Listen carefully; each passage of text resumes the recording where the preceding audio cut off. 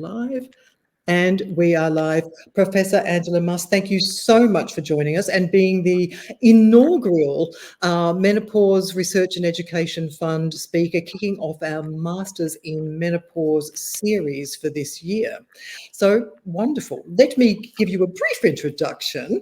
So you're a Dutch cardiologist with a special interest in women's heart health, especially around midlife and the specific risk factors that we face. You're also an expert in microvascular changes within the heart at Raboud University Medical Centre in the Netherlands, and the author of what I can say is actually one of the best books I've read in a very long time, A Woman's Heart. So all in all, since 1988, you have been working exceptionally hard on women's health and the gender differences that we face. But we are still underdiagnosed, treated late, worse outcomes. I know. Frustrating? It is very frustrating. And I'm writing a next book, why it's going so slow. Because there are many factors involved why there's no change.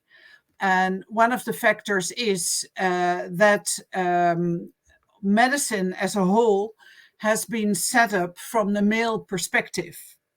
And in the books, in all the education programs for doctors, for primary care, but also doctors working in hospitals, the standard patient is still a man.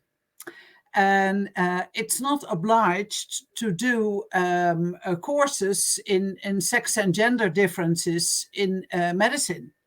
So in the Netherlands, you can do a course if you like, but if you don't want to, you don't have to. So there's no sense of urgency to make changes. And many doctors say, well, I don't discriminate. For me, all people are equal. But I think we have to make the difference when it's relevant. And if you look, for instance, at cardiovascular disease, the way our blood vessels and our heart ages is quite different among men and women. So we need to talk about that because we still do the wrong investigations in our female patients. Unbelievable. To have a non-mandatory course and say you don't discriminate is, women are not small men. In terms of looking at the heart itself, is a woman's heart actually structurally or physically different? Well, the heart is a muscle, in fact, and the weight of the female heart is lower compared to men. This is also why we have different categories in sports, because a man can have more strength compared to women. This is a fact. But also the diameter of the blood vessels is smaller in women. And there is a big role for the high level of estrogens in the blood vessels and the myocardium, so the muscle of the heart. And estrogen levels in women are much higher compared to men. And even at old age, the estrogens that we produce in our fat tissue in men and women have a different effect. So even when you are in your 80s, the effect is still different. That's an interesting one, actually, because we got estradiol and estriol, and we change when we hit midlife. We change the one that we choose most. But we'll come back to midlife factors in a minute. But remind me of that if I don't throw it at you. When women actually do present with a heart attack, we present quite differently as well. Do we know why that is? Has that got to do with the different ways our heart is actually structured in the way the disease? Yeah, well, an important factor is that many types of myocardial infarctions are different among men and women.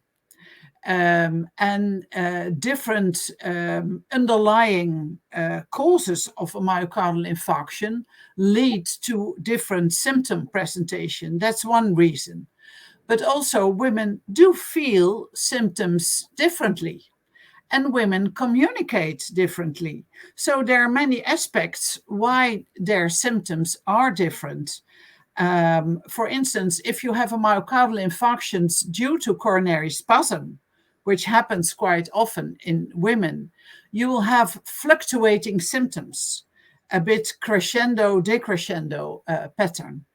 And that's not in the books. So often it's said, well, this is not what we expect you to have, so it can't be a myocardial infarction. And well, still nowadays, these mistakes are made. So we have to learn that the pattern of symptoms has more variety in females, which is okay. I mean, we can put it in the books and learn it. So what's the point? It's an interesting, because if we're having these fluctuating symptoms as well, I mean, this may be an incredibly stupid question, remembering that I'm not a medic, but when you they'll do a blood test and they'll look for specific causes in that. Yeah, Does that mean that but they might not show up as well, and women will then be told, well, actually, you're not having a heart attack, it's just stress, or go home?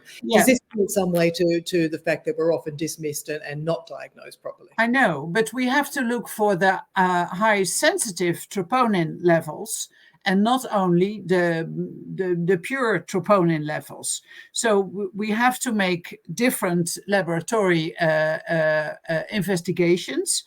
And in men, we see more more often a myocardial infarction due to a stenosis, which can be dilated with an intervention procedure.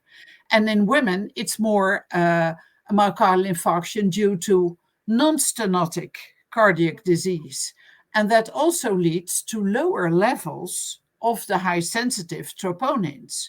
So we have to take care of different levels of which is normal and abnormal among men and women. Absolutely. It's not the same. Before we even get to a heart attack, there are, for women specifically, we have a number of risk factors early in life. We have got, if you have PCOS, that's a risk factor, gestational diabetes, preeclampsia, and now we have rising rates of obesity as well. When it comes to assessing cardiovascular risk, are they captured well enough, do you think, in the predictive tools that we have? No, not at all. Not at all. So the answer is no. But we have to look, if we consider a patient, we have to look at a life course.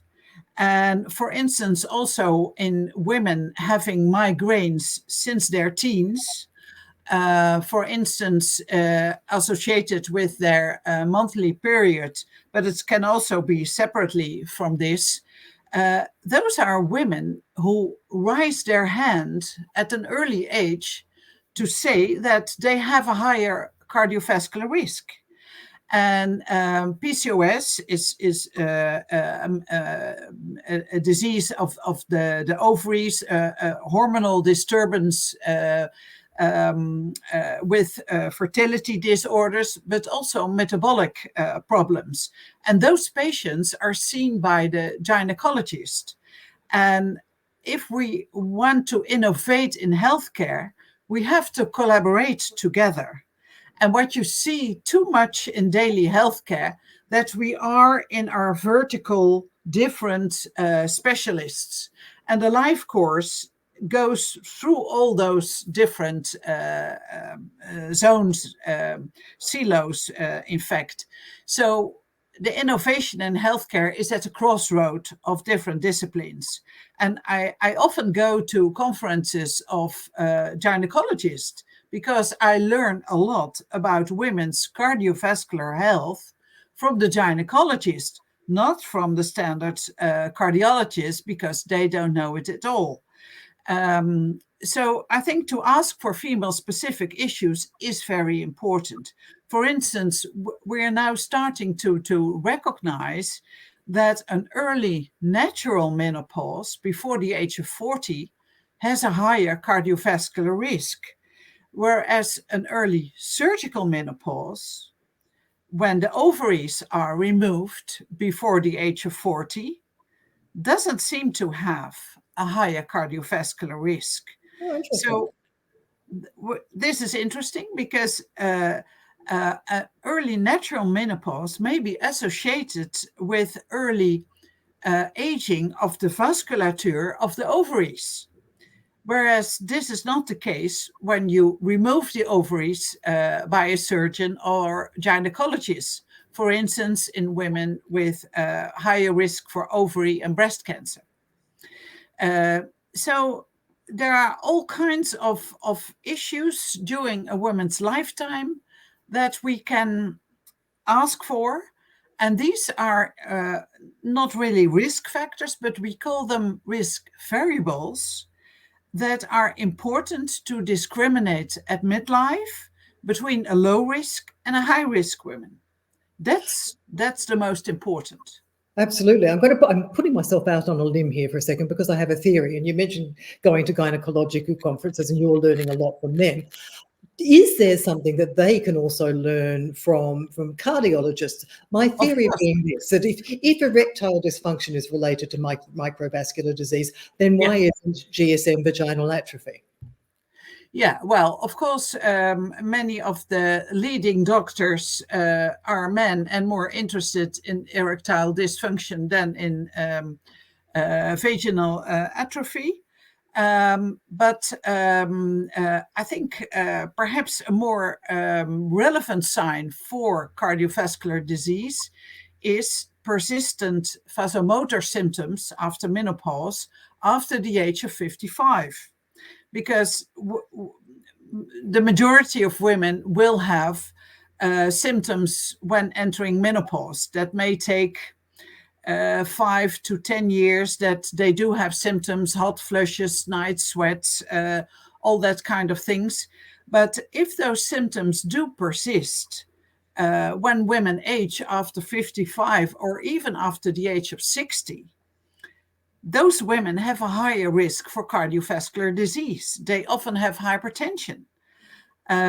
So, we can use those symptoms also to discriminate again between low and high risk women. And this what gynecologists can learn from us. Yeah, absolutely. The vasomotor symptoms, the European Atherosclerosis Society has put out quite a large paper towards the end of last year. And in that, they were talking about vasomotor symptoms being regarded as an independent risk factor. Do you agree? Do you think so? Well, I think there's not enough evidence to put them into the risk charts, because we need large data sets and also combination of female specific risk variables to be able to put that kind of risk variables in a risk chart. And we are thinking about that with a group of interested cardiologists and gynecologists, but because many of those women are not critically followed for several years, we don't have enough evidence to give it a number, a risk number, for instance. So, but this is one of the things we have to do. Yeah, absolutely. It's a high up there on the research list. Yeah. While we're on vasomotors and hormones and things around midlife, these change obviously, and you touched on it before. What's going on with the hormones and heart health around midlife? Why does it matter? Well, we see a lot of changes when estrogen levels decline. Estrogens already start to decline at the age of 30 in women. So when we enter our 40s, it's more difficult to get pregnant. We all know that. And estrogen levels are lower. And we see all kinds of inflammatory comorbidities coming up. For instance, rheumatic symptoms, muscle symptoms, all kinds of inflammatory chronic diseases, but also, for instance, thyroid disorders. And these are also important comorbidities. But what we also see is that our risk factors change. Between the age of 50 and 60, cholesterol levels in women rise about 15%, whereas in similar age men, there is no change in cholesterol. We see a sharper rise in systolic blood pressure in women compared to men, starting from midlife to old age, towards old age. We see that the thrombotic system is at a higher level. And we also see that, our stress hormone system is also at a higher level. So estrogens are not only important for the reproduction, but for many systems that we have in the body. And when that changes, a lot of adverse effects happen in women. Absolutely. You mentioned cholesterol there, so I will be jumping around here a little bit, and the changes in cholesterol. Now, one of those changes are changes in the low density lipoproteins, Yeah. and we have biomarkers of carriers, don't we, of lipoprotein A and apolipoproteins. I'm sorry if this is very complicated for people who are not doctors who are watching this, but different types of carriers of cholesterol that perform different functions that could actually be good indicators or risk factor markers. Yeah, well, small particle LDL are more harmful, and we see that also fat tissue increases after menopause. We see it, we get more fat tissue at the wrong place in our, abdomen. And this also means that there's more inflammation involved, also in fat tissue, leading to the wrong kind of low particle LDL levels. But also, if we look at LP little a, we still don't know exactly what the impact is of LP little a on cardiovascular risk. But we see a change in women, a rise in women around menopause, whereas also in men, LP little a doesn't change. But we don't know yet whether LP little a is more harmful in women compared to men. We think so, but we're not sure yet. Interesting. So in many ways, then sort of, there have been calls in certain areas to say that we should be measuring this later on in life for women, Yeah. but it will not necessarily give us much information at this stage. No. We need more research specific with these questions. And these questions are quite recent, haven't been asked earlier. So if it was an issue 30 years ago, we would know it by now. Yeah. The other thing that is an interesting with the buildup of plaques in the blood vessels are calcium scores. Is that something that we could make more use of in terms of predictive? Oh, yes. Yeah. Sure. Because to do a calcium score, in fact, what you do, you measure the amount of calcium in the vessel wall. And we know that there are differences among men and women in their lifetime. So we have different tables of what is normal at a certain age and what is abnormal. Women have less calcification in their vessels, but it gives you an indication of the biological age of your blood vessels.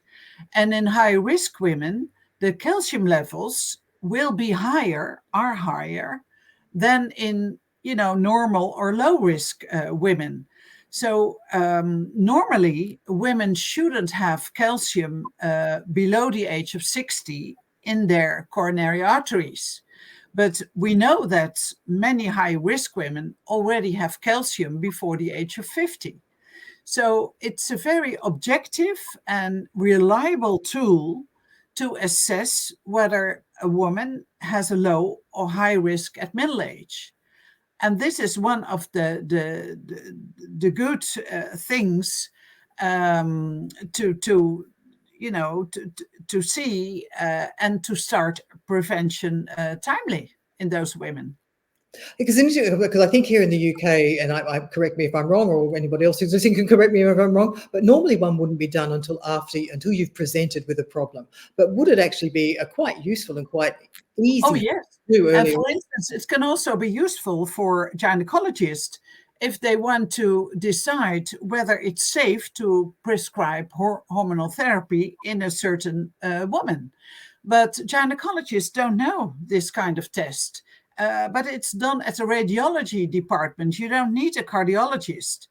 But we have to learn from each other. So this is what gynecologists can learn from us to work with it.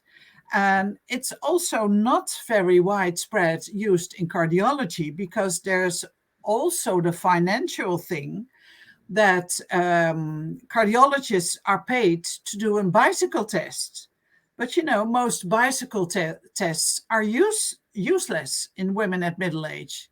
You can better do a calcium score, but cardiologists are not paid for the calcium score. That goes to the radiologist. So there's always why. Disincentives. Yeah, and this is one of the reasons that we don't make any progress, because there's also the financial issue. Yeah, absolutely. And that's good. And also, the money that the health systems would save at the beginning by doing that test, if you can get prevention always being cheaper in the long run than cure.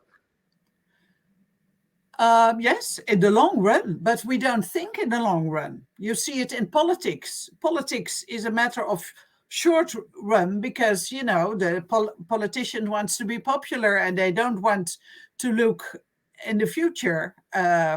So this is why we're going so slow. And in the end, we spend too much money being ineffective. Very true. I have a question over here for you from a lady who is a clinical lead director at a menopause consortium, and she's saying we're aware that POI is associated.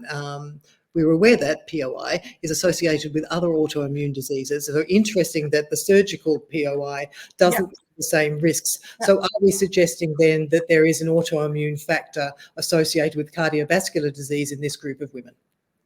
We don't know. We don't know. Perhaps it's one of the reasons, but it has been postulated already, I think 18 years ago, that an early natural menopause may be a sign of early atherosclerosis in the ovaries. So vascular aging, early vascular aging in the ovaries, which is not the case when you remove them surgically. But we don't know yet. But it's closely connected also to genetics, because you see it more in women with a high family risk of cardiovascular disease. You see more often an early natural menopause. Right. Yeah, that makes sense as well. You mentioned earlier there as well statins. Now, I had another question come in from a woman who was saying that she's mid-50s, was pre-diabetic, is fine now, has no particular family history of heart disease, but all of a sudden her LDL and her total cholesterol has gone up. Her HDL is going 1. And so a lot of the rest of that is LDL, which is probably not looking particularly good for her. But she's been told overall that because she doesn't have a family history and her risk score is under 10, that she shouldn't have statins. So I guess the question out of that is, why do we have a target if it's a conditional target? Okay, I think it's a very good point. I think it's quite old-fashioned to think that it's not necessary to treat that, because if you are in your mid-50s, your vascular age is getting up. And if you want to do adequate prevention to look 20 years ahead, you have to start early. And I remember the first statin trial in the Lancet in 1994, that there were only about 18% women included. And it has taken more than 10 years, perhaps 15 years in the discussion, that clinicians said, well, statins don't work in women. but we didn't have the right investigations. Women were not included properly in those studies. And now these things are starting again, because a couple of years ago, a study was published about an anti-gout medication in patients with chronic coronary syndromes, with angina, with established coronary disease. And again, there were only 16% women included. And I asked the investigators, why didn't you include enough women? Oh, we forgot about them. There's only 51% of the population, easy to forget. Only, so we are still a specific subgroup that doesn't need attention. And that's frustrating me and many women. That I can understand. A question over here as well about HDL. After menopause, and we're told that this is a protective. Yeah. Does that protective facility change with menopause or after menopause? Well, it seems that HDL doesn't change so much after menopause. But it's more the LDL that gives a higher impact, but also the combination of risk factors and risk variables after menopause. So also the combination with the rise in blood pressure, with the higher pro-inflammatory state, with the higher thrombotic state. So HDL is not a specific topic after menopause. It's more the combination of other things altogether. Should we be having more of a conversation about it? Of course. Why not? Absolutely. You mentioned stress earlier as well in there. Do women deal with stress differently to men, and how does that impact on their heart health? Well, it has an important effect. We know that men deal better with stress. Men can park stress until the next day. You know, men can say, well, tonight there's a football match, have a beer, and we'll see tomorrow. And this is not how women handle stress, because stress in the heads of women, it goes on during nighttime, and women want to solve problems. And we all know that problems will always be there. And women are also more, have more the tendency to be perfectionists.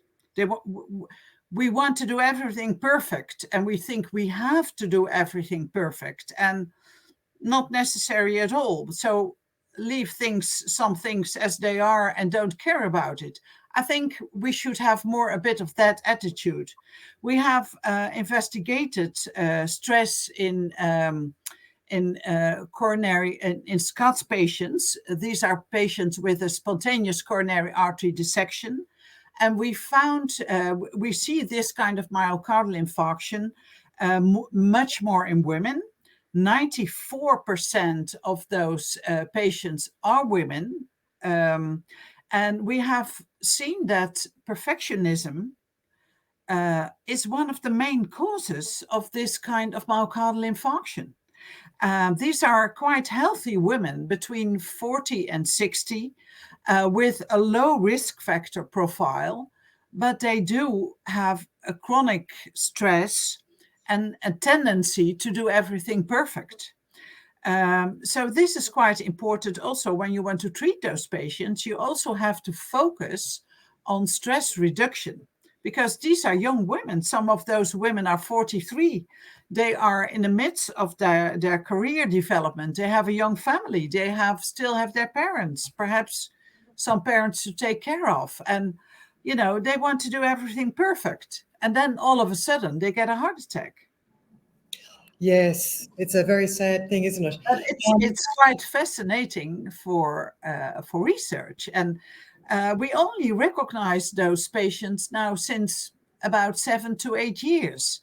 And in the past, we treated them wrong, because those patients, if possible, don't give them a coronary intervention when they enter the hospital. Do nothing. Yes, it's interesting. There's a lady here who's just written about her mother who felt nauseous, vomited in the evening. They thought that she had a stomach bug. Oh Uh, yes, that's a classical one. yeah, and then was found dead at home alone after a couple of hours, just a couple of hours after saying that she'd felt unwell, which is just really sad. Yeah, It's of course. we Yeah, need to do better for women all round, really. One of the things that we definitely need to do better on as well is high blood pressure. yeah. People often say it's a silent killer, but it's not necessarily always silent, is it? No, high blood pressure is the number one deadly risk factor in women worldwide.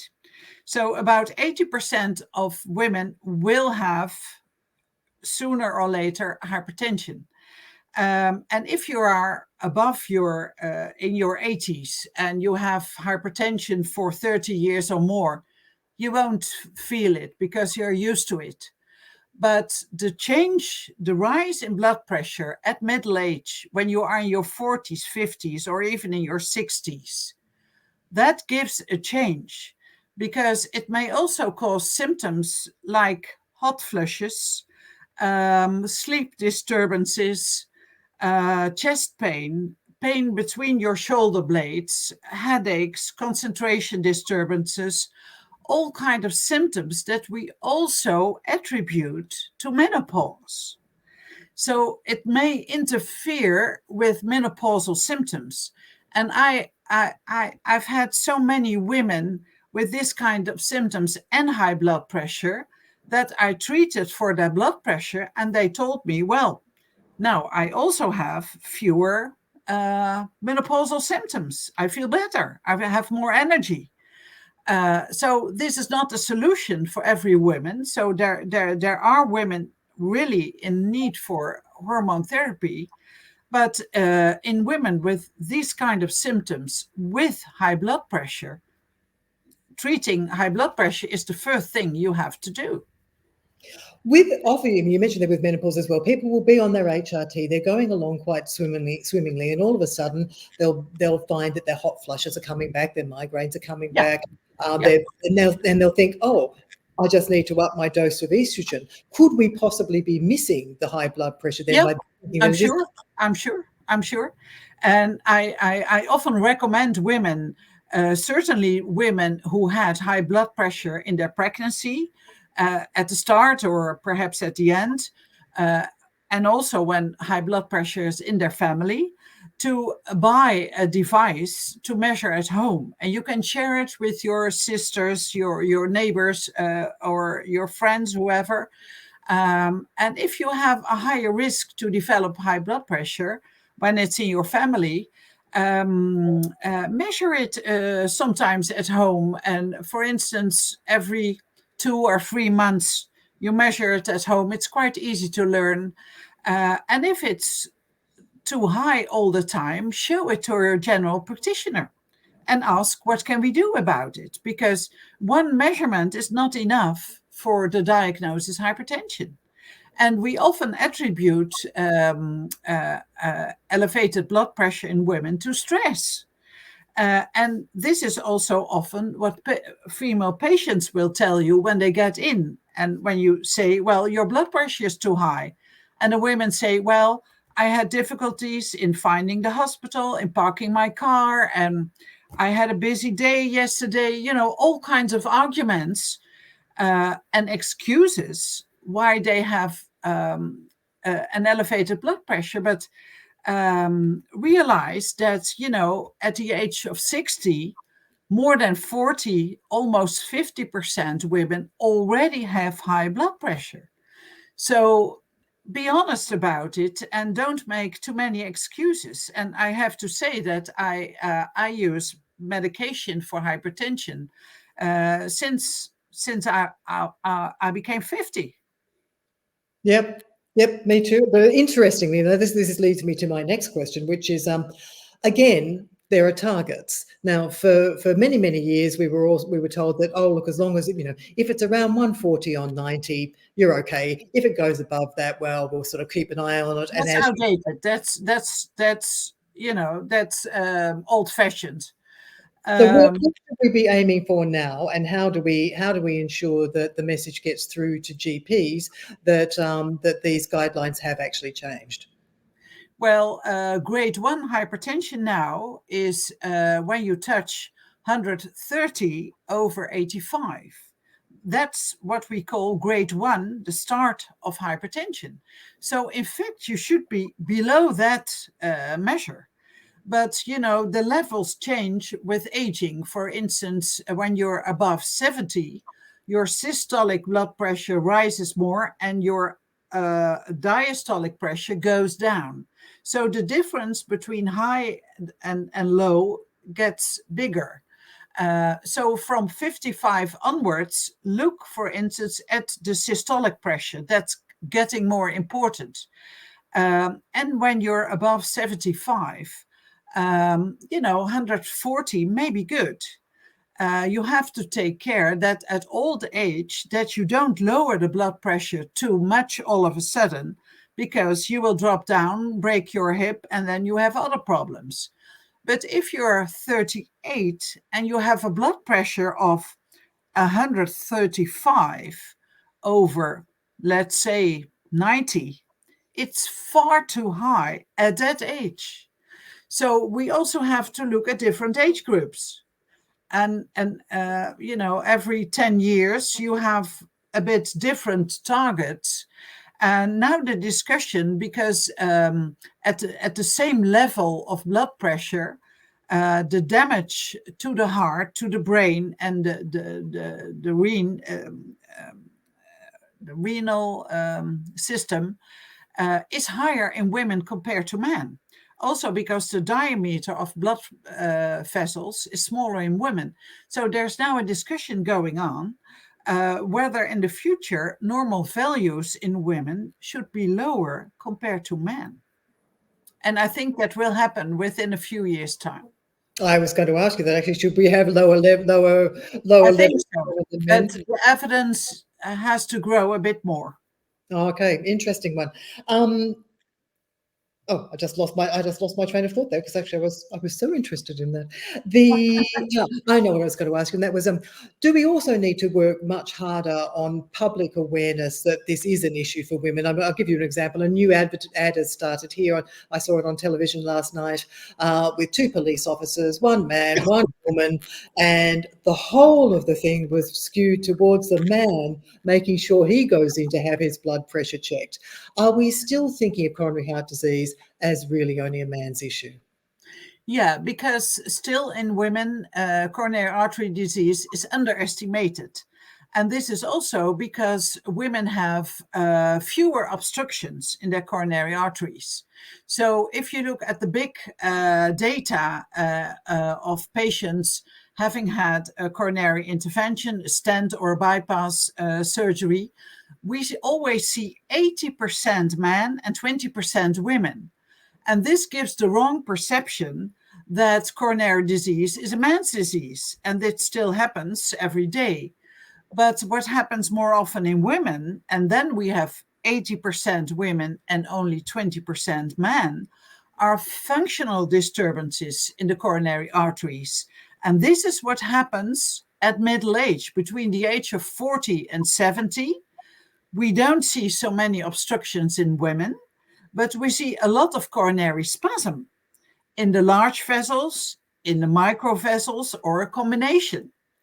And to establish this diagnosis, you need different testing.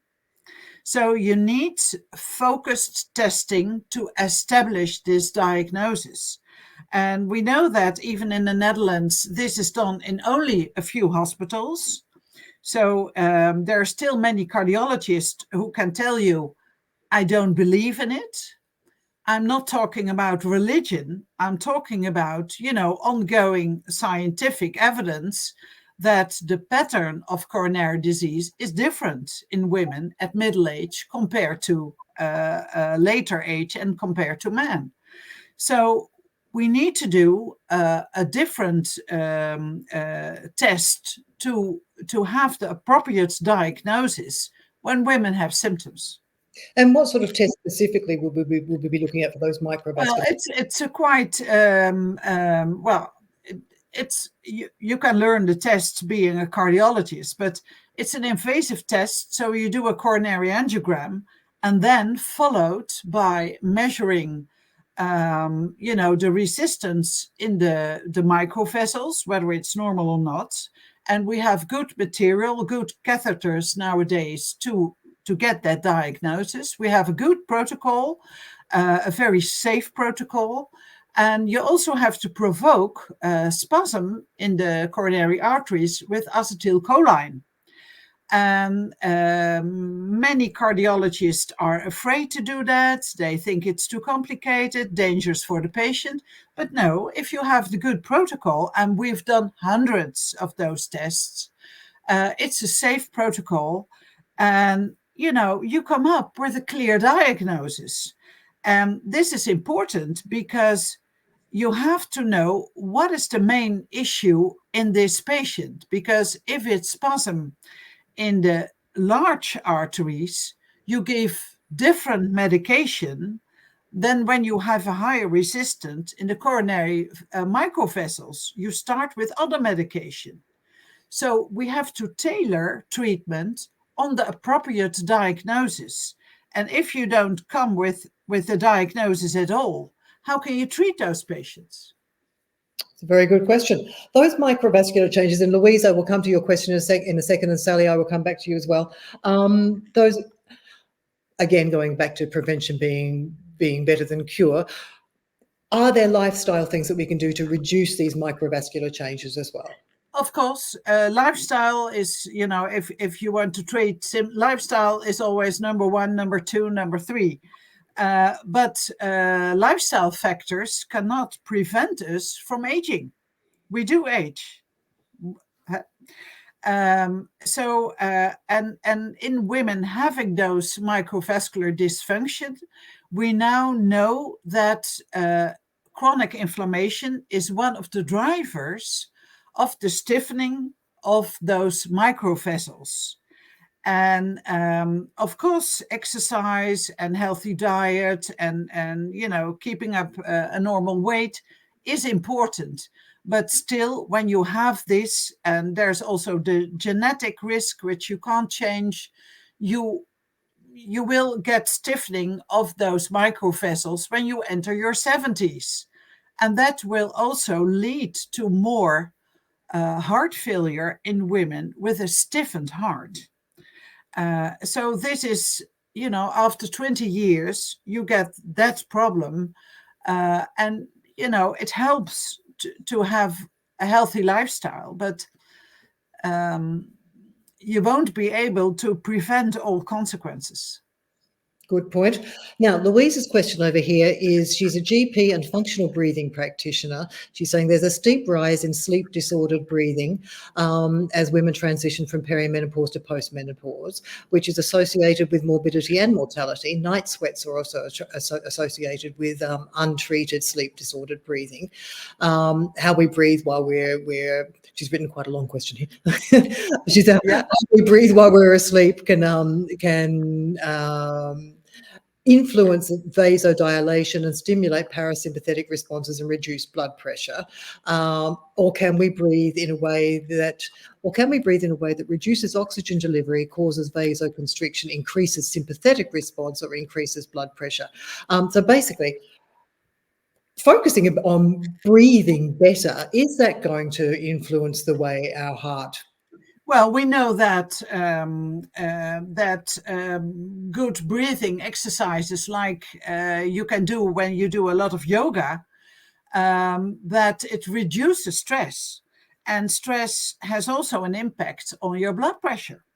And so, of course, it may help you, but sleeping disorders are also closely related to hypertension, higher blood pressure. So with breathing exercises, you won't be able to prevent that you will get hypertension in the long run. So I think it's important, it's helpful, but it's not always the solution. Yeah. The menopause in itself is there, you mentioned earlier about the what they call about using the calcium test as a good predictive measure Yeah. for whether or Yeah. not they should or shouldn't Yeah. start HRT. We have what we call this window of opportunity, which is 10 Yeah. years from Yeah. when you Yeah. start, you've Yeah. had your last period, basically. Yeah. Could this then, be used as a tool for women who are over 60 or are beyond 10 years in terms of starting HRT if they were having symptoms? We don't know, but it may be perhaps an opportunity. Although HRT, when you prolong it after 60, won't prevent us from aging. We do age.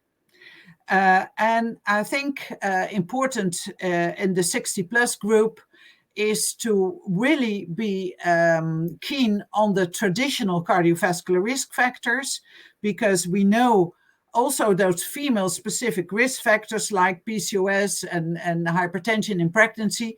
After 65, the traditional risk factors, hypertension, lipids, and insulin resistance, they take over. So in the older age group, 65 plus, these are the crucial risk factors.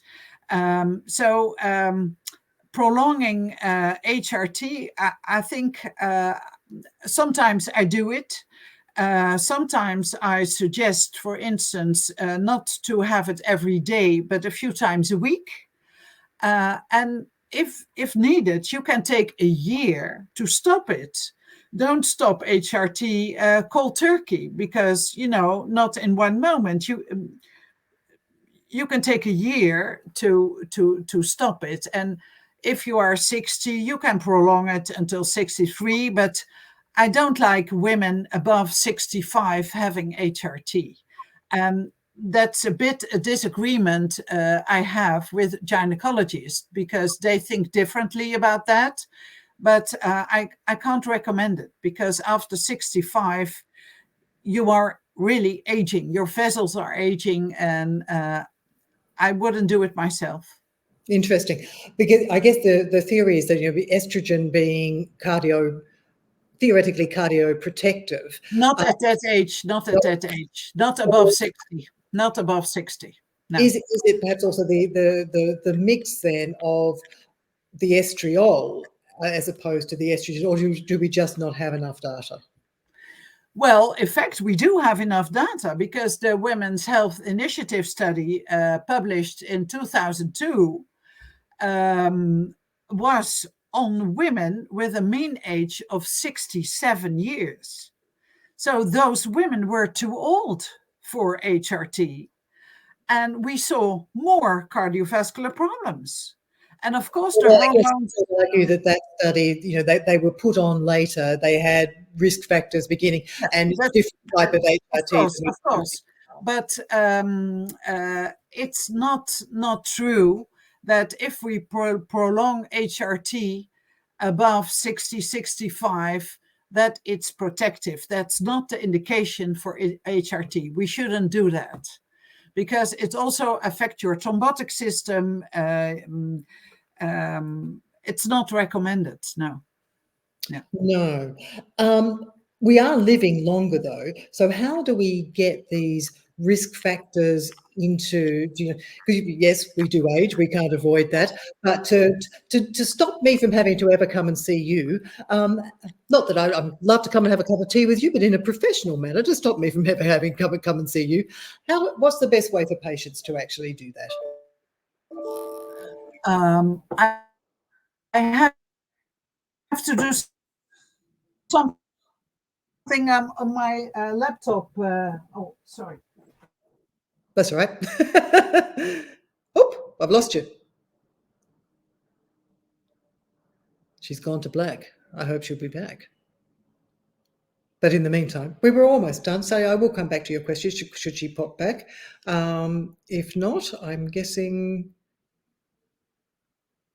I wonder what it's done. I don't know. We shall wait. Oh, there, no, yes, no.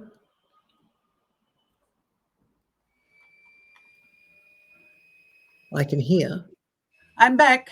Ah, brilliant. I had a low battery. I'm sorry. Ah, that's all right. Can you see me? No. Can't see you yet, but that's all right. I can hear you, which is the most important thing.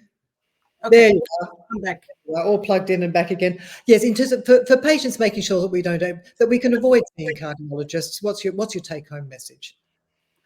Well, I think the most important is for women, take your symptoms seriously and don't hide behind stress. Of course, stress is important, but if you have symptoms, take them seriously.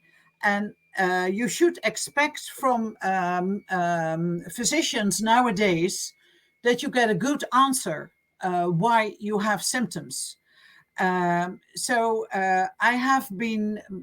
patients have been my biggest motivation. In the beginning, 30 years ago, I didn't have answers and I felt terrible about it. And I thought, well, I can't have my whole career saying stupid things to women. And I've learned the most over the past decades by listening to women. So take care that your doctor listens to you and gives an appropriate answer and, a next step how to deal with your symptoms. But it all starts with taking yourself seriously. Very, very true. And in terms of, I'm just going to go back to Sally's question here because I forgot to ask it for her, if I can get it back. She had cardiomyopathy. Her mother had it. They both had early menopause. Is there a relationship between the two? Could the cardiomyopathy have had any influence on early menopause? Yeah, well, there are different types of cardiomyopathies. So I don't know exactly what she is talking about. Hypertrophic. Hypertrophic. Yeah, I think the most important is genetics. And it may be that there's also a genetic risk related to early menopause. You see that from mothers to daughters.